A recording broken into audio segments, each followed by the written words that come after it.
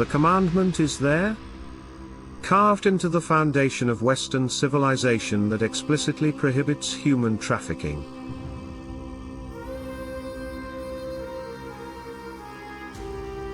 Almost nobody knows it exists.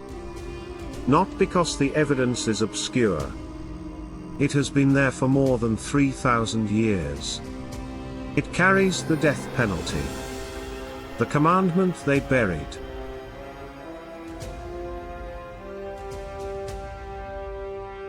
It's not because scholars haven't examined it. The rabbinic tradition that preserved its correct meaning is there, in the Talmud, in Rashi, in Maimonides, in peer-reviewed biblical scholarship of the present day. The scholarship is there. It has been there the entire time.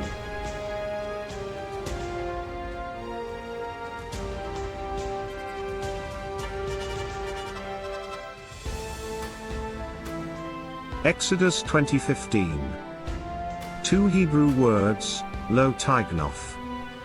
Translated in virtually every major English Bible as, you shall not steal. A prohibition against property theft. Unremarkable. Familiar. Safe.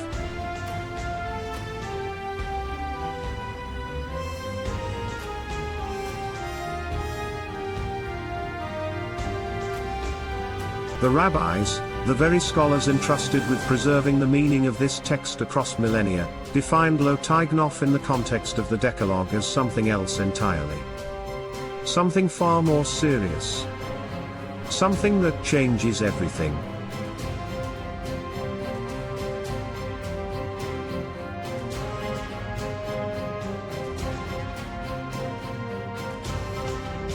Talmud Bavli, Tractate Sanhedrin, 26a. One of the most authoritative legal texts in the entire rabbinic tradition states plainly, the prohibition of lo tignof in the Ten Commandments refers to the theft of persons, not property.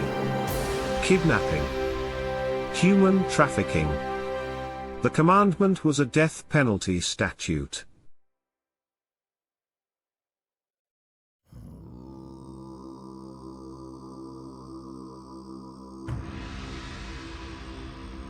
The reason is structural. The Ten Commandments lists capital crimes on the second tablet. Do not murder. Do not commit adultery. These are not misdemeanors. They are capital offenses in ancient Israelite law. A prohibition against stealing property does not belong in this list.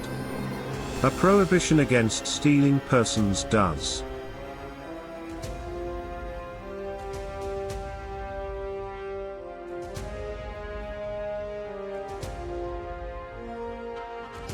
Rabbi Shlomo Yitzchaki, known as Rashi, the 11th century commentator whose interpretations became the standard reading of the Torah for centuries, explicitly states on this verse, lo tignof means do not steal persons. He links it directly to Exodus 21:16, which mandates the death penalty for kidnapping. For Rashi, this was not a minority opinion. It was the plain meaning of the text.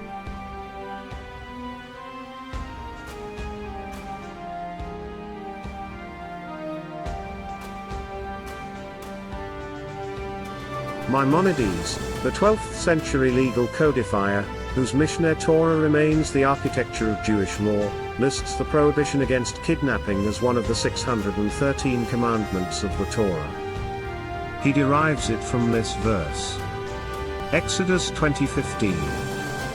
Lo tignof.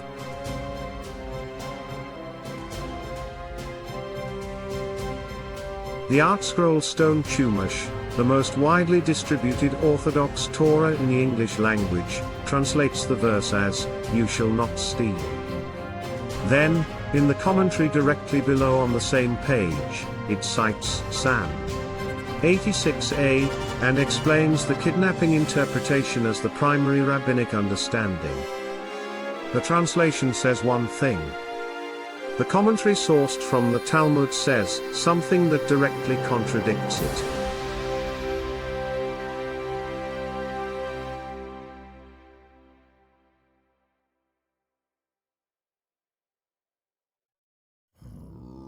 So how did property theft become the standard translation?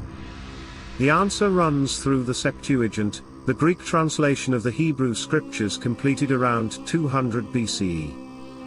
Then through Jerome's Latin Vulgate in the 4th century CE. Then through the King James Bible in 1611 CE. At each translation point, the property theft reading hardened.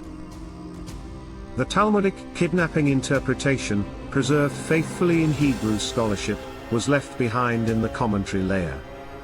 The 1953 paper in 1953, German Protestant Old Testament scholar Albrecht Alt published a landmark paper on the form-critical structure of the Decalogue. His analysis of the commandment's legal context supported the kidnapping interpretation independently of the rabbinic tradition. A Christian scholar, arriving at the same conclusion the rabbis had documented 2,000 years earlier. The scholarship was never truly hidden. It was simply never translated into the primary text.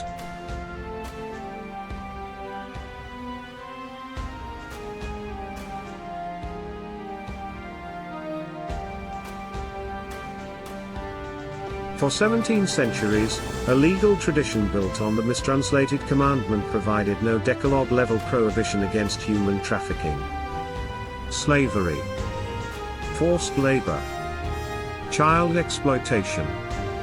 The commandment that should have stood against all of it, explicitly, with the authority of the Ten Commandments, with the weight of a death penalty statute, was rendered harmless, redirected, buried.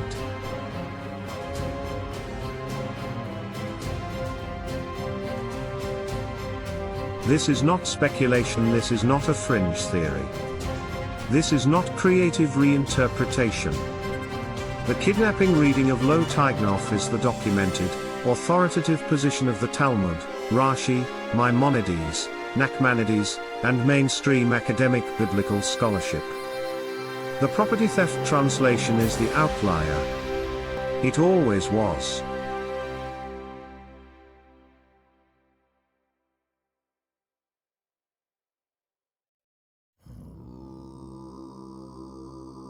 The translation needs to be corrected. Not in the commentary. Not in a footnote. In the primary text where the commandment lives, where people read it, memorize it, post it on classroom walls, invoke it in courts of law and houses of worship. You shall not steal persons. That is what the commandment says. That is what it has always said.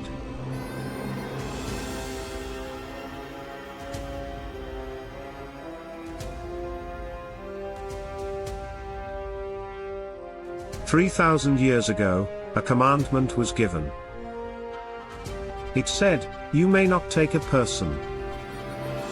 You may not sell them. You may not own them. It was written in stone. It was preserved in the Talmud. It was confirmed by the greatest legal minds in the history of Jewish scholarship. And then it was translated into something that let the world look away.